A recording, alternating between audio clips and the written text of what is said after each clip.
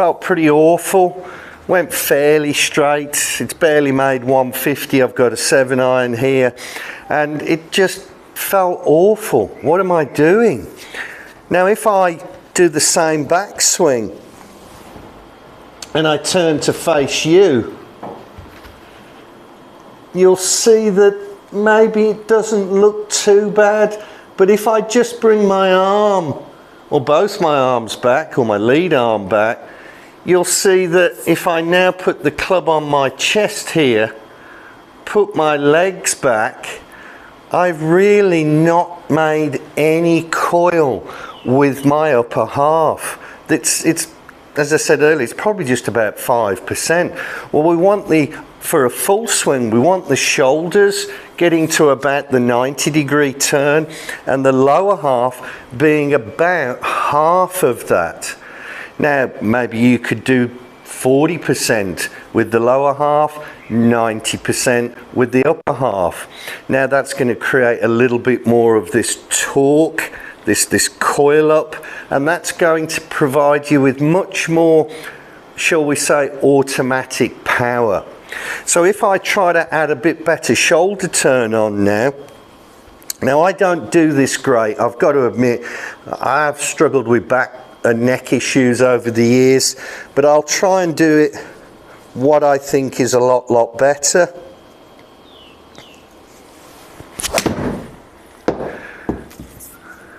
Nearly. Was a little better going back, and you can see it's got, I don't know, 15 yards more, but all I did was try and make sure I got a better coil going back. Wasn't a full swing, just a sort of 3/4 swing. But one of the checkpoints you can do here is swing it back halfway, and then without cheating, put your club across your chest. And then, well, if I look at that, I've really turned about the same with my lower half as I have with my upper half. And I'm only at a halfway point in my backswing. And if I do it from this angle, about the halfway point, again, if I just let my left arm or my lead arm just come back, there's been nothing.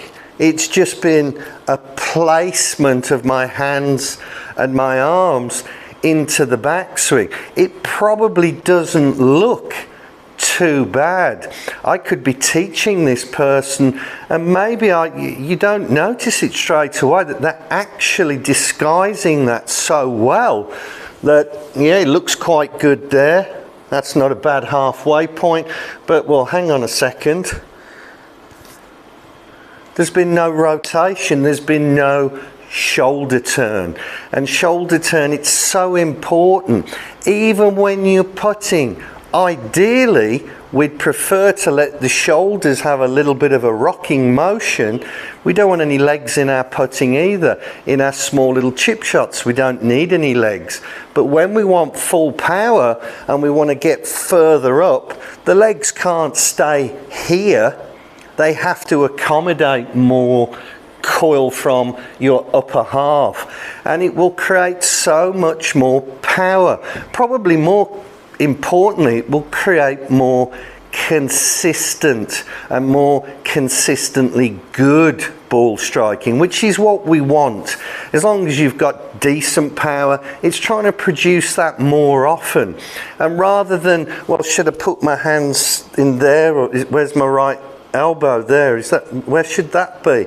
If we turn, if we rotate here, really get a good turn here, the hands and arms tend to take care of themselves because they're attached to your shoulders.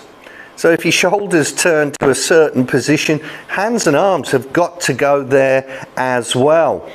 Now, you may have heard this before already, you know, get a good turn, coil, all the pivots and everything else.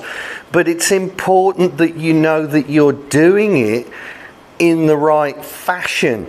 Because I can do this one and you think, well, I've turned. But if I put my legs back a little bit there and put them back to sort of where they started, and then look at my upper half turn, again, it's about 5%.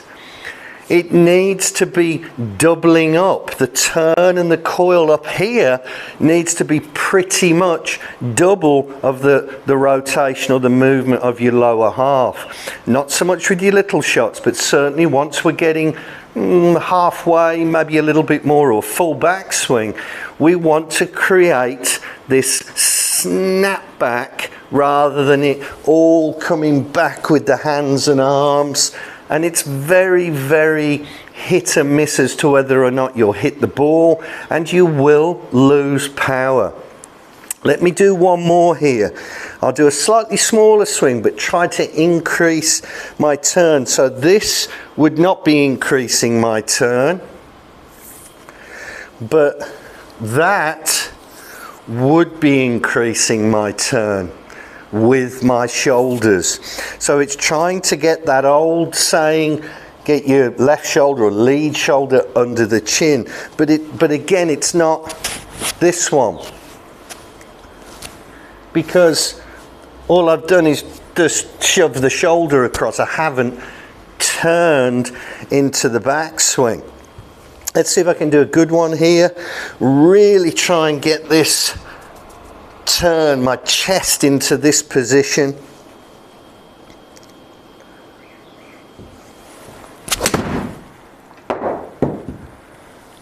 Nearly a little bit out the toe, but not bad. It's gone quite well. I wouldn't be too disappointed with that. So try and practice this. It's not something, well, don't even practice it, just do it. You can check at the halfway point whether you've done it or not, whether you're disguising it, and really you're just using your hands and your arms and your legs to take the club up. So if we said we can't use the legs or hands and arms to take that club up here now, well, what part of me can I use? Well, if I can't use my hands and arms and I can't use my legs, I can only use my shoulders. And now this is a much, much better turn. A much, much better turn as I've gone back. So go and give this a try, but don't think of it as just, well, I'll give it a little go and see what happens. This is completely correct. If you're not doing this, then you won't improve your golf game. You must create the correct turn with your upper half when you make your backswing. It's 100% true, and not too difficult to do. You've just got to get into the good habit of doing it when you swing back into your backswing. So leave me a comment, let me know what you think. I always reply to the comments. I've also got my new online community that I'm designing at the moment, new website that you'll be able to sign up to. If you're interested in that, you can go to my website, which is iansadler.com. And if you like the content, hit the subscribe button, and until next time, thanks very much for watching.